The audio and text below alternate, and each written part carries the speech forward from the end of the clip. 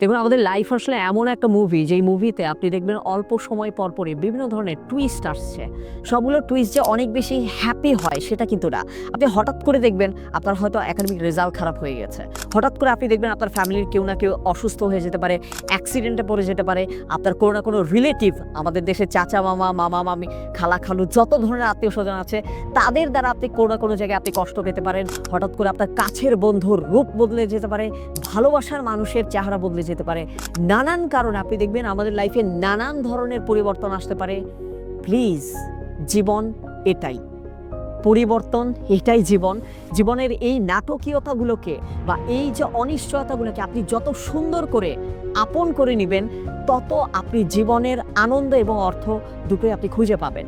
আর ঠিক এ কারণেই আমাদের বাঁচতে হয় প্রতিটা মুহূর্তে, প্রস্তুত থাকতে হয় প্রতিটা মুহূর্তে, কেননা প্রতিটা মুহূর্তর যোগফলই আসলে আমাদের দিন শেষে জীবন হিসেবে কাউন্ট হয়।